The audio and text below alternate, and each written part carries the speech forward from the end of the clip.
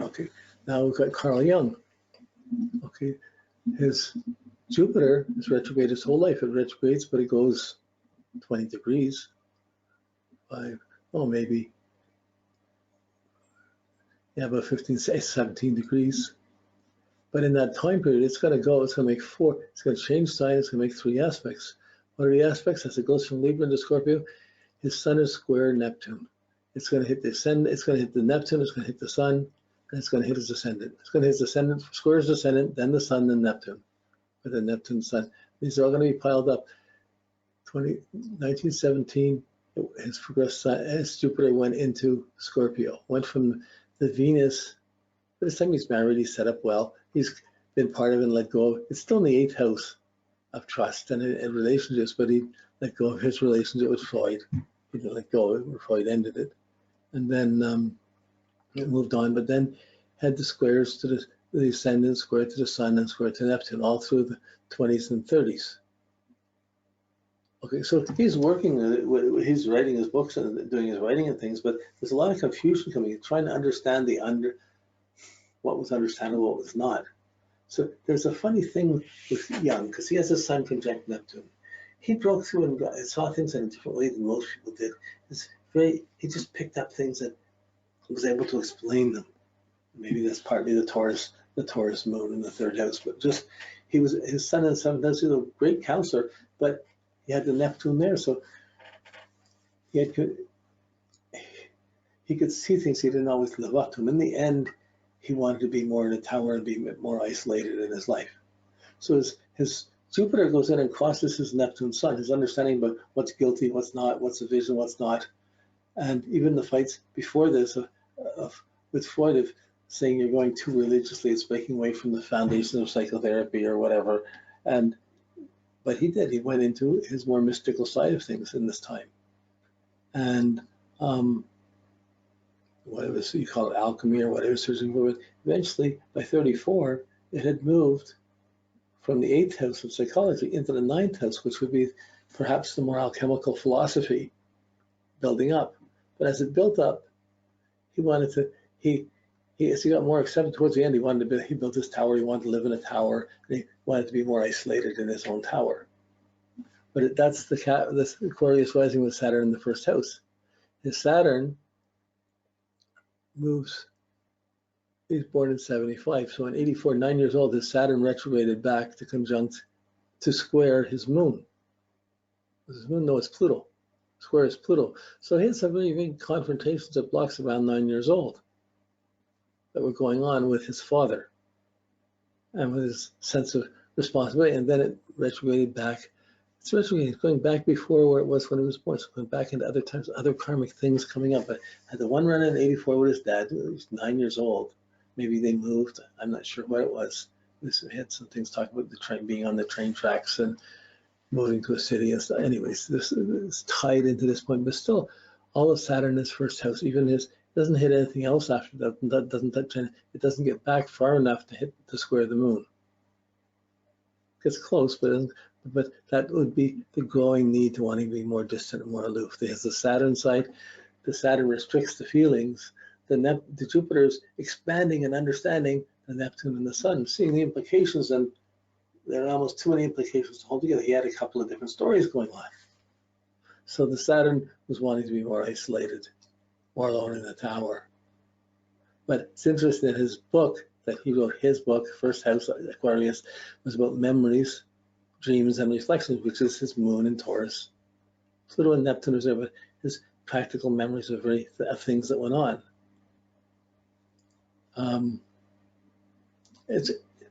I've used him as an example because he's an interesting character. And him and Freud just had such a strong influence on today's Western on the development of psychology and psychotherapy in the world, that I thought they were appropriate people to take as guinea pigs or as examples going along. Again, I'm not going to take more time to go into this. You see the patterns, you see how they do it, you see the planets being cut, you see that Jupiter, the understanding is developing, what's trustworthy, what's not. It's interesting, and working on what was trustworthy. But trustworthiness was the very issue that broke up him and Freud. Who's reliable, who's not. And in the end, he had the Sun square Neptune, so he had a second agenda, hidden agenda, even while he was studying with Freud. He had his own agenda to go on. They were in different worlds. It was a miracle that they met and shared the ideas, and they were both into psychology. That was interesting. So Jung gained a lot from Freud, but he was in another plane. It was grounding him against the back, giving him a grounding to be able to talk about the more mystical things.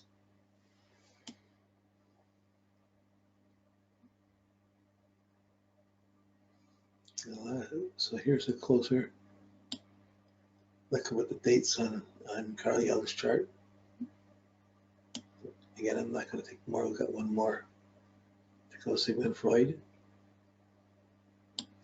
So Sigmund Freud, his chart, he has the Mars opposed Jupiter square Saturn. So the Mars gets aggressive with the Jupiter. Jupiter's saying, go for it, go for it. But Saturn says, wait a second, stop. Gosh, as Mars isn't strong. It's in Libra, squared by Saturn, opposed by Jupiter. So this is Saturn Jupiter is not a bad aspect. That's a good understanding of responsibility.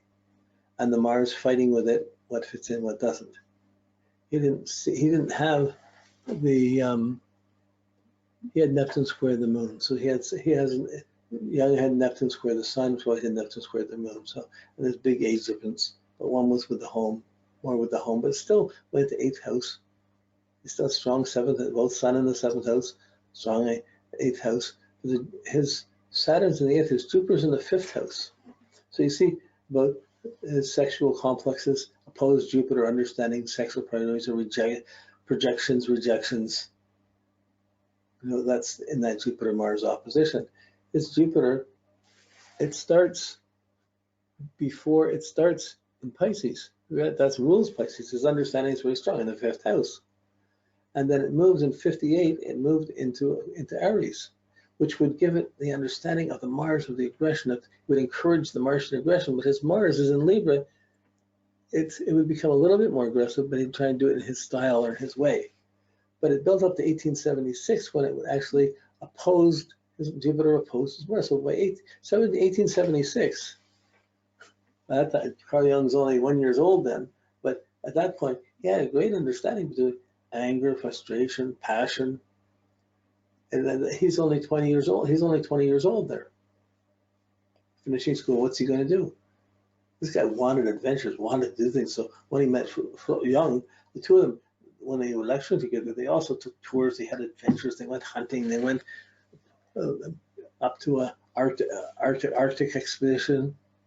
I think they did a lot of adventures together. However, people died on the Arctic expedition. There were other repercussions around it. So you have the opportunities of Mars, Jupiter, go for it, and the Saturn coming in. Oh, there's the restrictions. So if someone's repressed, it must be because they put something out that's got held back, or just you can see where his Freudian complex is coming. But the Jupiter just went back and touched. It started and made that aspect tighter and tighter and tighter until 1876. But for sure, it would have been going on for another 20 years within a degree or two of that. So it still would have been holding in that square. The good thing is that Jupiter moved away from Saturn, but into the Mars. So it was pushing toward doing more, and towards the aggression more. And it stayed within that. Even though 76 is when exactly opposed Mars, his understanding about sexuality and energy was formulated then. He then went forward. He still ran into oppositions with Jung, thinking he was too far, too extreme. It was fairly extreme. He did run into some intensities. Okay, and then his Saturn's just in the 8th house. All his life it moves. It goes direct. But in going direct, it goes into Cancer, from Gemini into Cancer, and in 1904, around the time he was first meeting Jung, it was squaring his Mars. So Saturn was squaring his Mars. He was the older teacher, more established one. When he met Jung. But this everyone's got these little dates. There's just a couple little dates for each of these things, but they're so relevant. You have to slow it down. You have to take it down, and I don't have the time to do it right now. We're just finishing this off. But if you put it against the timeline, you'll see these shifts coming in. And you see how these phases, if you're trying to do a biography of someone, these shifts are really interesting insights and waves in a person's life. Changes of understanding, changes of perspective. And relationships to commitment and authority. I mean, his Saturn and Moon in the 8th house. He had, I think, 5 kids, and he would stay with his kids right till Hitler walked into the thing, and then they left Austria, went to England. He lived 1 more year and died, but he would stay with his family the whole time.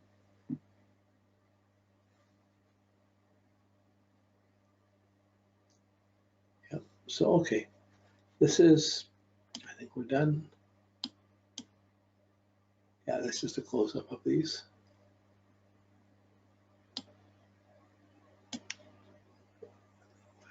See the whole. That's just a close-up of the Jupiter and the Saturn together. Next week, we're going to do Uranus, Neptune, and Pluto, the 3 outers. And they move even less than Saturn. But we're going to do them. We're going to see the degree shifts that change. We'll see the little change, and we're going to see the implications of some of those changes and how you can use it to get other insights. This is far out there. This is that it's still, the astrologer still holds, and there's still insights and things come true. This is part of the revelation to me of astrology, because how they're being such small things, but it's there completely across the board. You still can see the meaning of these things in astrology. And it's value with progressions, it's how you evolve through your life. It's how his understanding evolved, how his commitments and his responsibilities evolved. He was always building up from 8th house, psychotherapy, building up towards the 9th house. His Saturn was high. His sun was above the horizon. It wasn't trying to get the depth more. He's trying to put out his ideas and his insights more. Okay, so we're here, Uranus, Neptune, and Pluto next week.